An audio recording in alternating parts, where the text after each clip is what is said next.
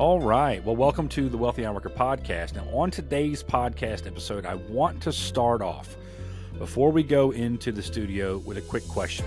First, to older people, have you ever wondered why, as you get older, time seems to go by faster? And, of course, you already know the next part. The older you get, the faster time seems to go. And now for you younger people, have you ever wondered why do all of these older people keep telling me this? That the older I get, the faster time flies by. Doesn't make sense to me. Time seems to go by much slower for me. Well, I have a theory about that. And on today's podcast episode, we're going to discuss that theory. So, grab a chair, come on in the studio, let's talk.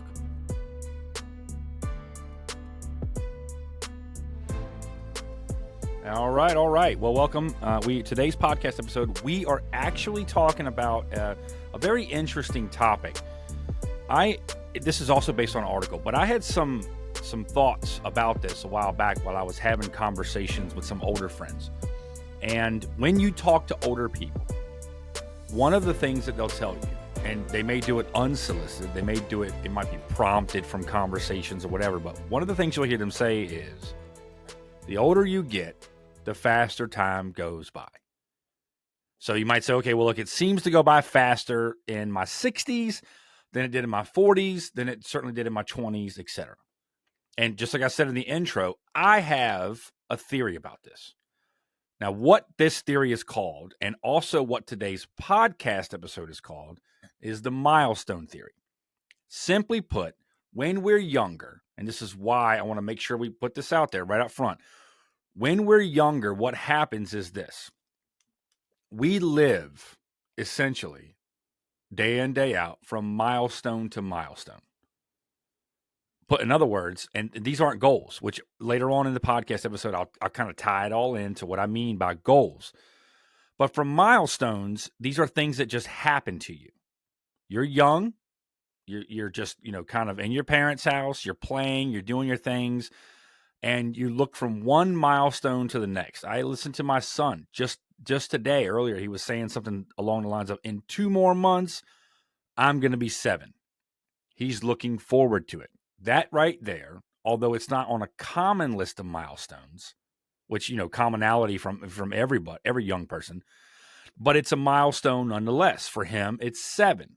And so he's looking forward to that milestone, and time seems to pass slowly because of that. And for those of you who are in your mid to late 20s, your 30s, even in your 40s, 50s, et cetera, you can go back and look in your memories and you can go, okay, well, I can remember as a young kid how slow time seemed to pass by. And my theory behind that is because you're always looking to get to the next milestone, right? So when you're young, milestones exist. Like, for example, I'm going to start learning to walk and talk. As your parents are sitting there and they're doing their thing, you don't even remember this, by the way, but they're working on this milestone of growth, this milestone of maturity, this milestone of doing this. And then we hit the next milestone, which typically means, all right, I'm starting school. Now, for us, it's homeschool. For you, it could be going to preschool. It could be going to kindergarten. Whatever it happens to be, that's the next sort of milestone. Now, the typical one after that is going to be reaching the all-important double digits. And you know what I mean? You talk to somebody that's young and they're like, yeah, I'm 7.5. That half really matters. They will tell you that over and over again. No, I'm not 7. I'm 7.5. All right, I'm 6. No, I'm 6.5. They'll tell you this over and over again. Well, those things matter to them because they feel like they're going to stay young forever. And for those of us who are older, we wish that was the case, right? But reaching double digits, it's a milestone. Okay, I'm going to be 10. I'm going to be double digits. This is going to be awesome. And that's your next milestone. And that's what you are, I don't want to say you're waiting for, because that's all you can do, right? Is just kind of exist day in and day out till the next milestone comes along. And that's your double digits milestone. Next one is like, let's say, middle school. I'm out of elementary school. If you're in the public or private educational system. Well, maybe not private, because private schools, sometimes they have everybody linked together. But especially in the public school system, you'll go through your, elementary or academy years, and then you go into middle school. Could be 6, could be 7, depends on where you're at. It's a milestone. Now, for those of us parents, and you look back, at least for me anyway, middle school was very similar to like a zoo. It was just wild. And, people just acted really ridiculous. And middle school is a really rough time, but it's a milestone because you are going to a different building now. You're going to be around some older kids that you weren't before, etc. And you also have more options, right? There's going to be additional classes that are offered to you. There's going to be some sports that are offered to you that were not offered probably in the elementary school. So that's another milestone. And then we go to, okay, well, especially for the girls, but Sweet 16, right? But 16 brings a few different things together depending on where you live. Sweet 16, if you're a girl, it's nice. I don't know why 16 actually got elevated to wherever it's at in the milestone status, but it's in the milestone status. It's also, depending on where you're at, it's also the time when you can learn to drive. And a lot of kids are salivating over the opportunity or ability to be able to drive, because what that means then is more freedom. Now, there is a discussion post back and forth to be had from different generations about the freedom that you want, and it certainly seems to be the case that a lot of younger people today are not as excited about the ability to drive as, let's say, older millennials, Gen Xers, etc. But from a milestone perspective, at 16, you can also drive. All right. The additional thing, two things really, I think that probably come with 16 and beyond is job. You are able to lead. Well, it depends on where you're at in the States. But at 16, some of them are at 15 and like 8 months or whatever, you can begin to work. You can begin to go out into the workforce and you can start making your own money. And this sounds nice. And indeed it is, because it's a natural growth.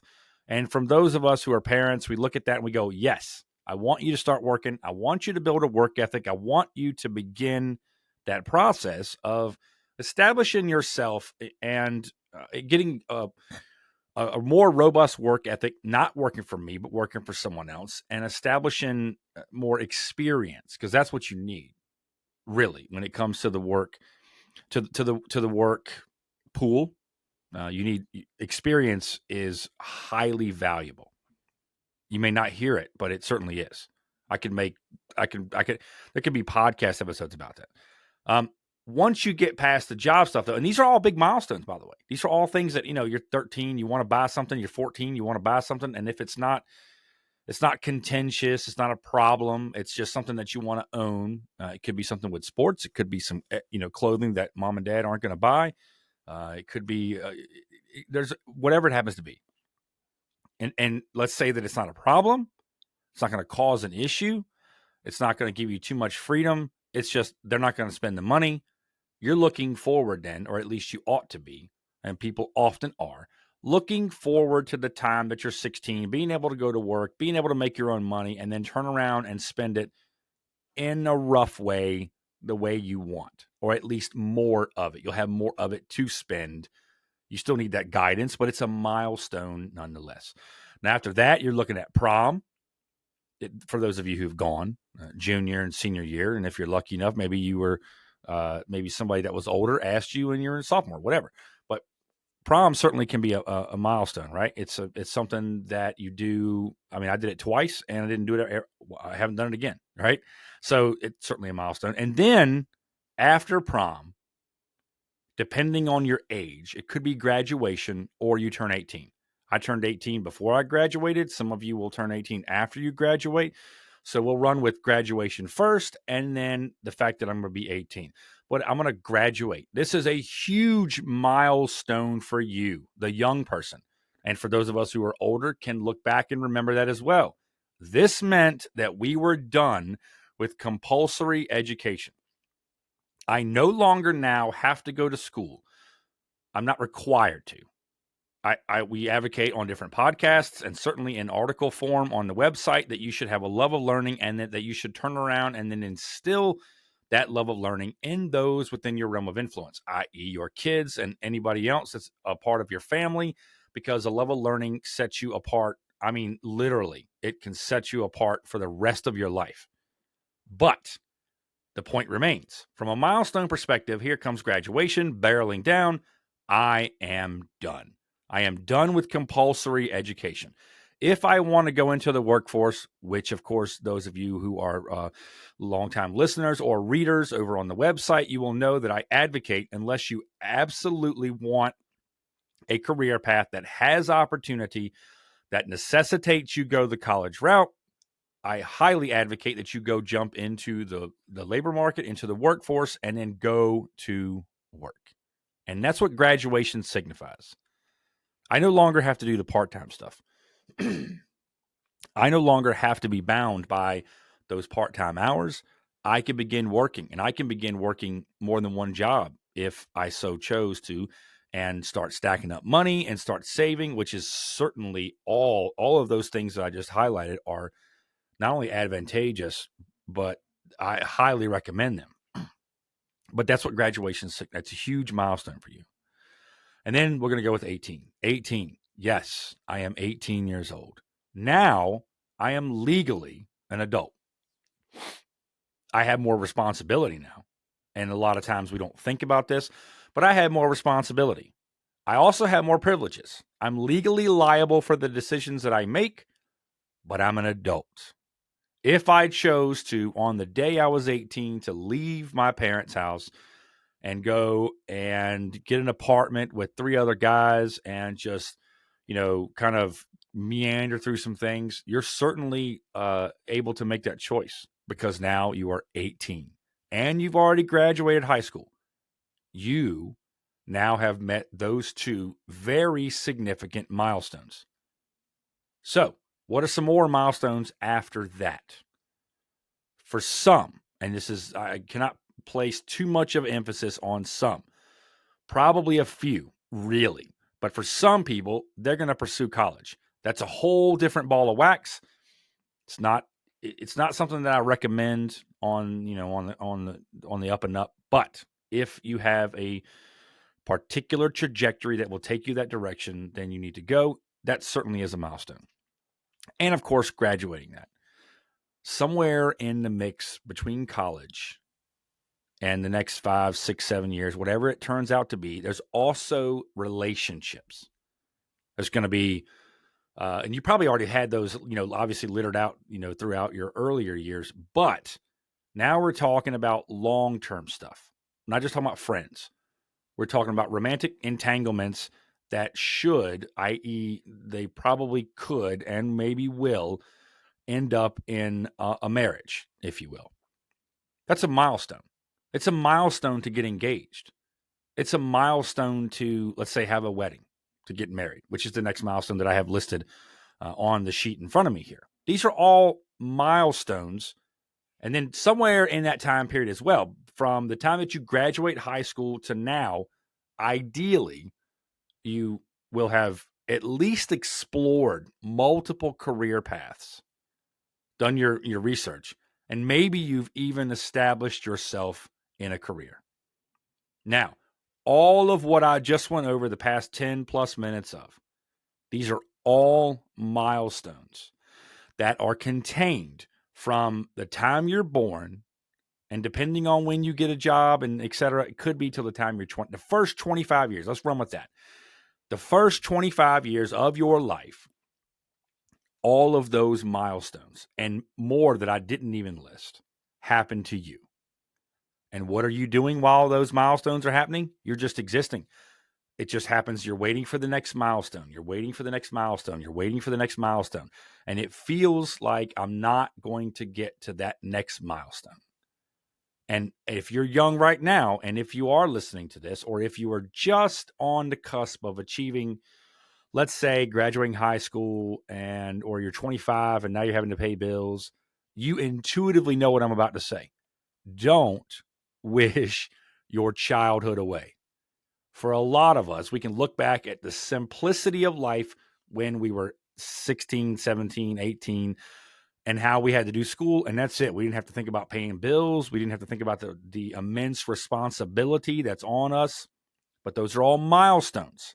And I just described about a dozen to, let's say, 12 to 15 milestones within a 25-year span. Now what happens? Now I'm an adult. All right. Now I'm an adult. And you know what happens? We get in our careers if we're married, and now you're on autopilot. And this is an enormous amount of people, probably an overwhelming number of amount of Americans out there. You are on autopilot. You don't, and I'll tie goals into later, but you don't have any goals. You just go into work because the only real goal you've got is to pay bills and to live. That's all you're doing. And so you're merely existing, if you will. So you don't have any more milestones per se like you did in the beginning of your life. And so there's a statement, and you know this to be true: the days are long, but the years are short. And so you begin to think to yourself, wait a minute, I'm 30.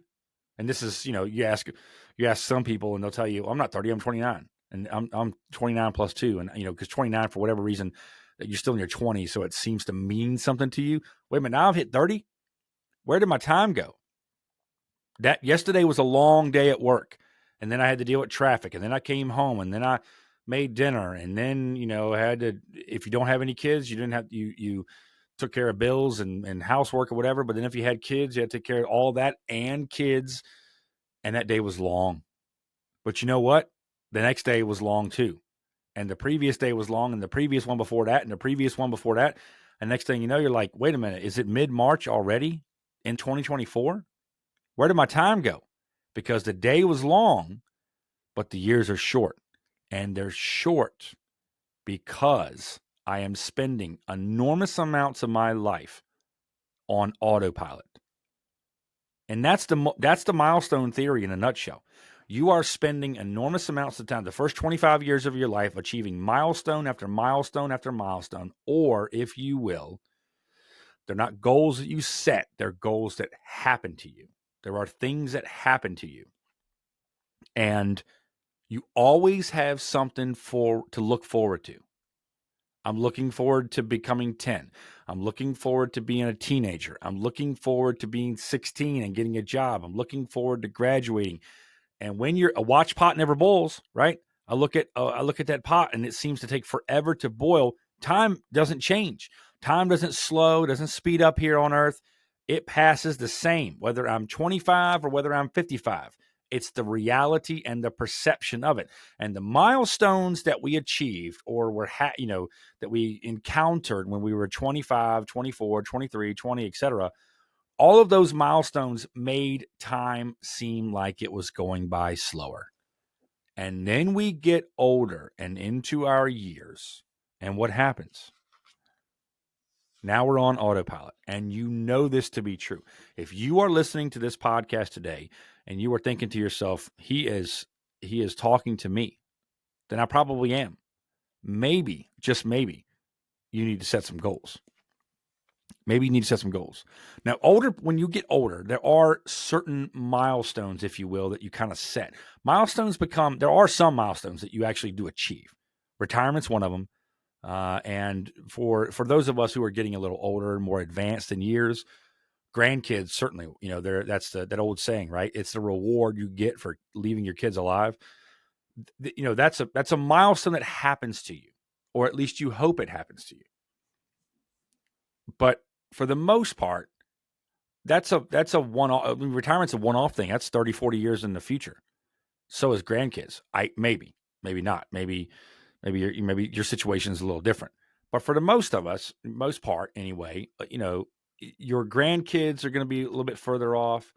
Your retirement's going to be a little bit further off. So what do you do in the meantime? What do you do then to effectively, let's say, slow the clock down or feel like it's slowed down? And this is where we're going to plant our flag a little bit and begin to talk about some things that most people aren't talking about. It's also one of the reasons why I do it on the podcast here on the monthly reviews, as well as in article form on the website. Goals. Set goals. Because what happens when you set goals? Goals are, if you will, they're not quite the same thing as milestones, but they can do the same thing for you. Meaning, let's say you're 35 years old and you have a goal. I want to, and I'm going to make it up. I'm 35 years old. I've got 2 kids. I got a wife. I want to take a vacation. And this is very simplistic, but bear with me here. I want to take a vacation, but I don't just want to take a vacation and go to, let's say, the Great Smoky Mountains, or if you're in the Midwest, I don't want to go to the Ozarks. What I want to do is set up a time when I'm going to the Bahamas. Let's make it up. For whatever reason, people seem to like to go on vacation to the beach, so we're going to pick the Bahamas. All right, what does it look like? What does it look like to set that goal up and then check on it, let's say monthly? Maybe you're saving $10 a month. I don't know, whatever. What does it look like? Are you doing the research? Are you intentional about writing out your goals, saving up money, pursuing that goal, if you will, and the anticipation of doing that, coupled with checking on the goals and giving yourself a measure of accountability and progress, acts very similar. It's not quite the same, but very similar to those milestones. It breaks up the monotony. It breaks up the autopilot of your life. That's what it does. And that's what you need to remember. If you think about a vacation that you might have taken, right? It's not just the vacation. The vacation itself is fine. Let's say you get to go to the Bahamas. The Bahamas are great, right? You'll get to go to the Bahamas. It's the flight. It's the whole thing there. It's relaxing on the beach if that's your gig. If it's meandering in the nightlight, whatever happens to be your thing, and you're going down to the Bahamas and you're getting down on it and you're having a lot of fun. It's not just your time in the Bahamas. It's also the anticipation that builds up while you're preparing, goal setting, pursuing, trying to act. Like once you not just dream.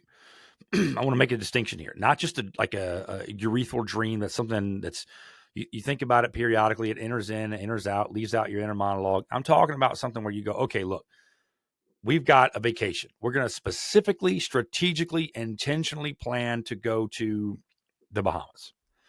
And we're going to run with 2024. And you say, I am going to go in 2026. All right. Now you've given yourself and your goal-setting temperament something to work with. I've got effectively 2 years or 24 months to begin saving up money. How much is it going to cost me to go? How much? This is when you begin to plan. How much will it cost me to go? How much are the plane tickets? If there's a cruise ship that I can take down that way, is that the way I'm going to get down there? Okay, well, if that's a possibility, what is that going to cost me? And once I figure out how much it's going to cost me, now I can figure out, because I got something tangible now. Now I need to begin planning, executing. Okay, well, how much money do I need to save per week if you get paid weekly? And those of us in the trades do. How much money do I need to save weekly to achieve this goal? And then you reevaluate this at the end of the month so that you can sit here and say, okay, well, I've reached the end of the month and I did not meet my goal. And now I need to make adjustments. If I am still going to, meet the goal at the end of 2 years or 24 months or 26 months, whatever you happen to set, and you have to make adjustments. When you make those adjustments, you are, in effect, slowing down the perception of time. And the reason why you are slowing down the perception of time is because you're not just merely existing. You're living. You're being intentional about your time and what you do with it and how you spend it. And therefore, you're taking that clock and you are pumping the brakes a little bit so you don't feel like I am just inundated. The days are long. The years are short. Where did my time go? It just seems to go on autopilot the faster we get. And the other thing that makes us older people think, okay, well, our time is fleeting and it's passing us by, is because you'll see young. I don't judge myself by how old I get. I don't really care about the gray beard, and that doesn't matter to me. I'll see somebody's kid that I haven't seen in 5 years, and I look at them, and that kid has changed. I go, whoa, that kid has changed a lot. He's grown up. That kid has grown up, and now I see, okay, now I feel a little older. And so but that kid has achieved milestones. I think I've grown a lot older in that time, but that kid's like, man, I only got 5 years old. I just hit double digits. I was 5 when you last saw me. Now I'm 10. Woohoo. Now I'm going to go. I can't wait to get to be a teenager. And the whole time, us older folks are like, don't wish your life away. Don't wish your childhood away. Don't do that. That's not recommended. So when you play this back, hopefully you play this back and you listen to the first 12 minutes and you go, oh my gosh, he's right. The milestones when we are younger are what make us, that's what make us think that, okay, well, time goes by slower when we're younger because we're consistently looking forward to the next milestone. And as we get older, we need something for us to specifically target. Now, it doesn't just have to be a vacation. In the long term, the long milestone, of course, is retirement. And for those of us who are in the trades, okay,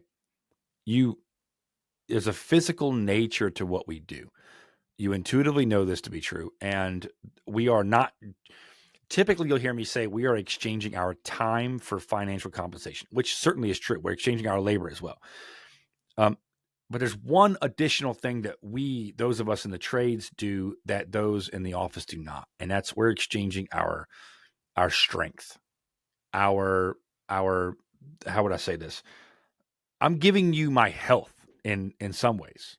I mean, some trades are worse than others, but in all, I'm going to sit here and I'm going to go out and I'm going to work, and there's a physical nature involved in this, and the body breaks down if we're honest about it. So many of us in the trades are really looking forward to retirement because we're looking forward to the day when we can, I wouldn't recommend that you just scale back. You need to have a hobby, or more than one, as a matter of fact. You need to have something. You have a purpose. Different podcast, but work doesn't equal purpose. It's not the totality of purpose. But when we're looking forward, that retirement, it's long term. It's 30, 40 years. We ought to be intentional about it. I have never met someone who said they saved too much for retirement. I've always met people who said they didn't save enough. That also takes intentionality. But we need little milestones or little goals in the middle of all this. If you're 40, what are you going to do? Like John Maxwell talks about this at the end of the year. Let's say you're 40 years old. At the end of the year, what he will do, like in the Christmas holiday, if you will, I think it's actually on Christmas Day, goes to a study and begins to plan out the following year, looking back at the previous year. Okay, well, what did I do? What did I achieve? What was a waste of my time, if you will, and what could I take my time and use better? Same thing for those of us in the trades, and for you project managers and business development guys and the like. Everybody in the office. This is broadly applicable. What do I do with my upcoming year? How do I plan it out? This is so important. We live in a time where I think the number is 73% of Americans don't budget. And then we look at the number of people who don't set goals, and it's astronomical. Well, you're just meandering through. You're just kind of existing. And is that really the way that you want to live your life? I hope and I pray that it's a resounding no. So just like in the earlier years, you have milestones that merely happen to you. Hopefully I can impress upon you through this podcast and the article form that's on the website to take up goal setting and create milestones for you to look forward to, so the days don't drag on and you feel like I'm never accomplishing anything. My days run through my fingers like sands through the hourglass. We need goals. We need milestones. We need to create things for us to do. And that's what I'm hoping to inspire you to do. So, you heard it here first, the Milestone Theory. Think about this podcast. Play it back again. Listen, consume, play it around inside your noggin with the internal monologue. Drop a comment or two. You can send me an email. Share the podcast out. Thanks for the support. I'll see you on the next one.